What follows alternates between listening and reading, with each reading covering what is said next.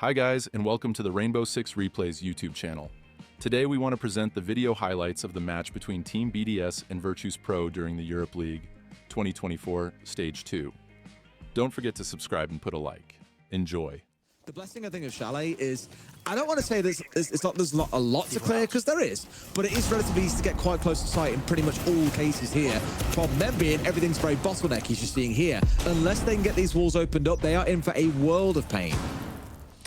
Solotov just trying to prevent that trench breach. Does manage to get a nice nitro. This auto canister doesn't really do any work to slow down the Selma charges. The problem that Virtus.pro have got at the minute is they've now lost Pasha on the ace. They've got the trench breach, but they don't have the long angle, so they can't keep users out of this position. You can see on the right of your screen, for example. It makes it easier to play a pillar. It makes it easier to prevent them from pushing in. So I don't feel like Virtus.pro have got everything that they need here, and they're going to get punished as they try to come in. Solotov finds one, but Joystick goes in and manages to find a big double. Dan finds one as well, and all of a sudden it's crumbled for BDS. Virtus.pro have able to get aggressive, to just brute force their way on in. Shaiko manages to find one, but can he hold on? No, he can't.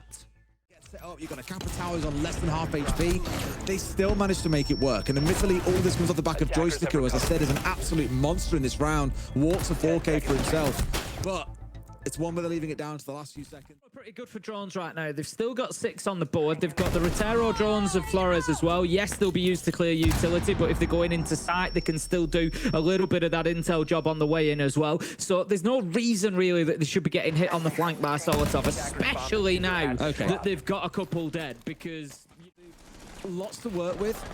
Not a lot of time for VP here as we get towards the last 60 as well. They need top 4 control before they can even think about the downstairs. Great flash comes on through. No swing comes in off the back of it, though. At least bringing it down to a 4v3 for now. Yeah, I'm not sure whether...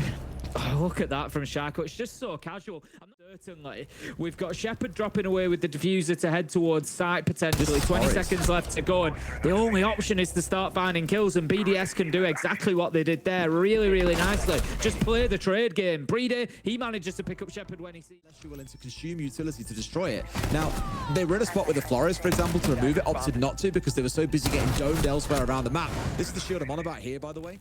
Safe in here. He's going to be difficult to move, especially with only a minute to go. And they're chewing through that utility is the crucial part, right? The Kappa Tower is really the driving force in this, and he's already been chewed up and spat out. 2 kills coming the way of BDS. At least Joystick gets one back, but it's onto another player that's completely removed. So, sure, you might have found your one, but those power areas upstairs are still being held. A 3rd player on BDS gets a kill in the round. Solotov this time around with Dan falling down. 4v2. Not looking good for VP. Yeah, as I said, you know, they've not opened... It's not essential to open that mezzanine wall, but Solotov's just stayed there completely for free. They've done absolutely nothing about that position, and he's got 2 kills from there. It won't be Joystick, as he's the one that is in the grave, but they're going to have to find it from somewhere else, and that's the question. Who is going to find it from somewhere else? Shepard has managed to find some space, though, and he's getting that diffuser down. This is going to be difficult for BDS to challenge, but Shaiko finds a way. Who else goes in with a triple kill? Joystick, anything you can do, he can do better, and that is going to be the end of the round as Users picks up the last kill. BDS... 10 to 11 kills. It's not looking good when we're over 4 rounds in. Look, and it's just absolutely beautiful stuff, isn't it? But it does, it feels...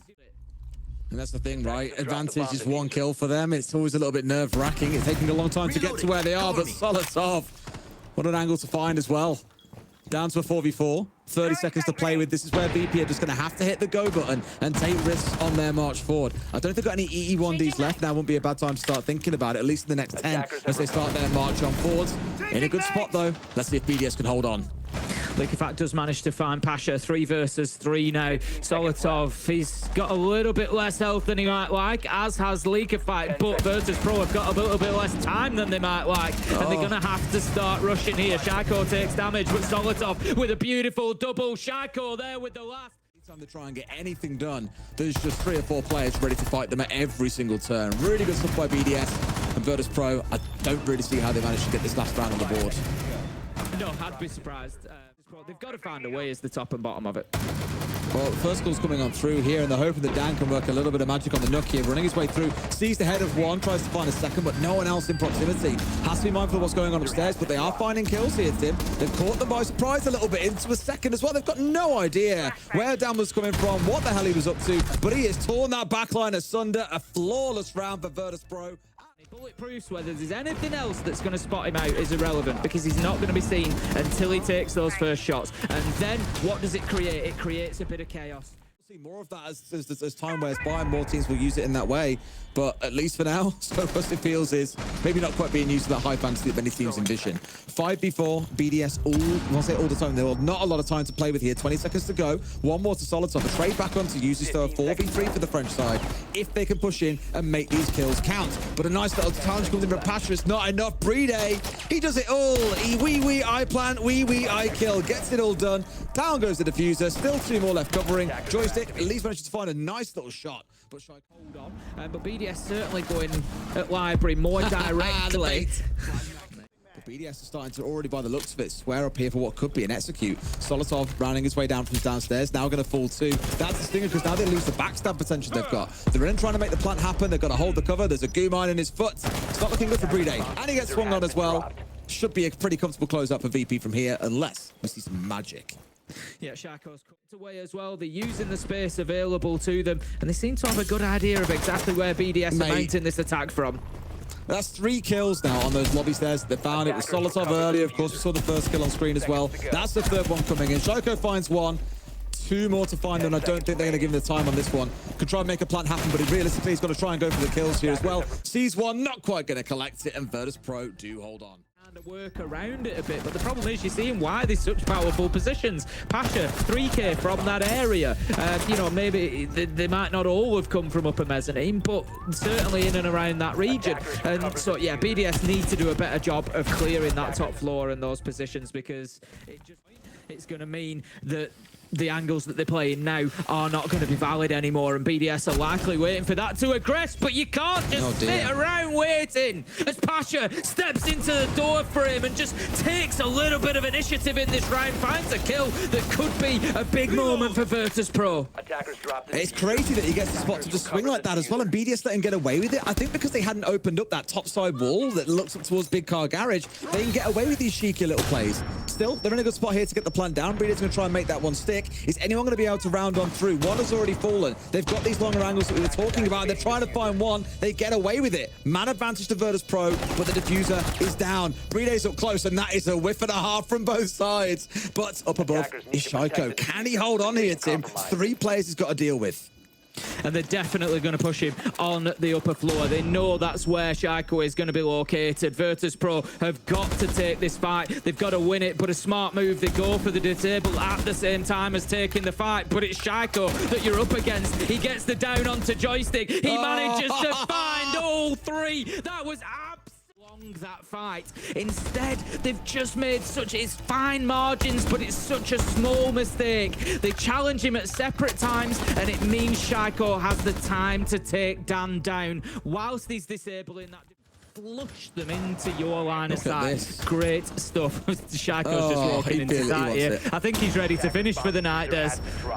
He wants to go hunting. There's 2 players sat behind the box inside the site here. They go down, different conversation. And like that, Leak in fact found both. The last 2 players standing here, Joystick has got himself upstairs, sees the one coming through and finds Shaco. Not a bad player to pick off here. Down to a 2v2. And in a way, BDS are now paying for the fact they haven't had full coverage of this top floor. Users just able to get that kill from double window. Like you said, not having top floor has hurt them. They've definitely lost bodies because of it, but 2v1 up against Joystick. They should now be able to lock this down, and Users will find that final. Played into a defense that was setting them up to play better collectively, and yet they were still struggling in the last 20 minutes of the round. Last 20 minutes. 20 seconds, sorry, of the round. That would be a very long round. And VP would take all of it. I would sell you to XP. And it would still be executing the 20 seconds of the round. I will say, again, we're not criticizing BDS here. You're right to, though, because you've got high expectations. We're kind of right to. It's the high expectations. Yeah. Again, we said it about ITB in the last game. If BDS were coming up against a better team, they would have had a much more difficult day today. The fact of the matter is, they still achieved 3 points. They set themselves